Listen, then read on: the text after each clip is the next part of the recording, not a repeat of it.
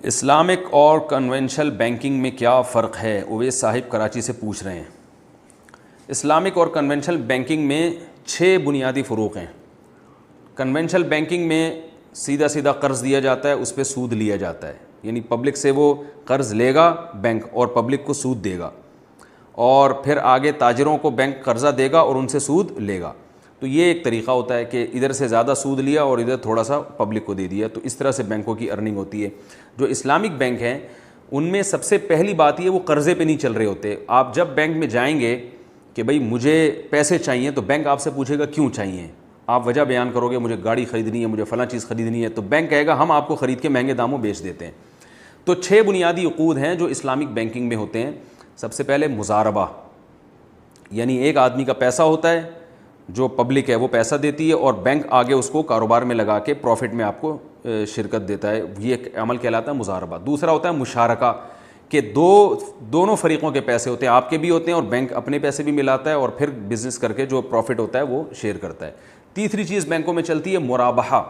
مرابحہ کا مطلب آپ گئے کہ مجھے فلاں چیز چاہیے، تو بینک کہتا ہے وہ ہم خرید کے قسطوں پہ آپ کو مہنگی کر کے بیچ دیتے ہیں، تو بینک پہلے اس کو اپنے قبضے میں لیتا ہے یا اپنے وکیل کے قبضے میں، اور پھر وہ آپ کو بیچ کر اس پہ پروفٹ کماتا ہے۔ اس عمل کو کہتے ہیں مرابحہ۔ اور چوتھی چیز ہوتی ہے اجارہ، کہ بینک آپ کو ایک چیز کرائے پر دے دیتا ہے، اس سے نفع اٹھاتا رہتا ہے اور جب کرائے کی مدت ختم ہوتی ہے تو وہی چیز آپ کو فروخت کر دیتا ہے وہ۔ اور پانچویں چیز ہے سلم۔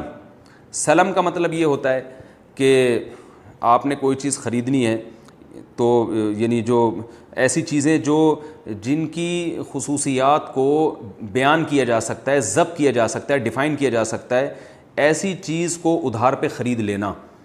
جیسے آپ گندم خرید لیتے ہیں اور اس کی پیمنٹ ایڈوانس دے دیتے ہیں اور گندم آپ کو 6 مہینے بعد ملے گی، اس کی پہلے تمام خصوصیات بیان کر دیتے ہیں، تو ایسی صورت میں آپ چونکہ پیمنٹ پہلے کر رہے ہیں تو وہ کم ہوتی ہے، یعنی وہ بہت کم پیمنٹ پہ آپ وہ ادھار پہ وہ چیز خرید لیتے ہیں، اس کو سلم کہا جاتا ہے۔ اور چھٹا معاملہ جو بینک کرتا ہے وہ استثناء۔ استثناء کا مطلب کوئی چیز بنا کے فروخت کر دینا۔ تو آپ جب جاتے ہیں بینک کے پاس کہ مجھے گھر چاہیے، تو شرکت متناقصہ کی بیس پہ بینک آپ کو گھر بیچتا ہے، یا بعض دفعہ استثناء کرتا ہے کہ وہ بنوا کے آپ کو فروخت کر دیا جاتا ہے۔ تو یہ 6 بنیادی عقود ہیں جو اسلامک بینکوں میں اور جو کنونشنل بینکنگ ہے اس میں فرق کرتے ہیں۔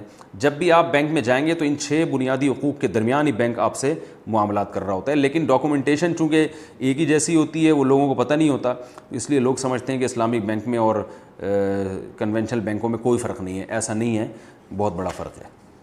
سب سے بنیادی فرق تو یہ ہے کہ وہ بینک ایسٹس میں پیسے الجھاتا ہے، جبکہ کنونشنل بینک جو ہیں وہ ان کو ایسٹ سے اور اثاثوں سے کوئی تعلق نہیں ہوتا، ان کو اس سے کوئی غرض نہیں آپ نے کرنا کیا ہے، وہ کہتے ہیں پیسے لو، ہماری جان چھوٹی اور ہمیں اتنا پروفٹ چاہیے، آپ کو اس میں فائدہ ہو یا نقصان ہو۔ بینک آپ کو گاڑی بھی دیتا ہے تو 10 قسم کے معاہدوں پر دستخط کرواتا ہے، اور پہلی بات تو یہ گاڑی دے گا آپ کو، یا مکان بنا کے دے گا، یا آپ کسی فیکٹری کے لیے مال اٹھا رہے ہیں تو وہاں جائے گا اپنے وکیل کو بھیج کے مال اٹھا کے پھر آپ کو فروخت کرے گا۔ ایسے پیسوں کی رولنگ نہیں ہوتی اسلامک بینکوں میں، وہ پیسے پکڑا کے بھول گیا کہ آپ کیا کر رہے ہیں اس سے، بلکہ وہ پوری ضمانتیں لیتا ہے کہ آپ اس سے کر کیا رہے ہیں اور اس سے ہمیں کتنا پروفٹ ہوگا، آپ کو کتنا پروفٹ ہوگا، یہ سب چیزوں کی کیلکولیشن ہوتی ہے۔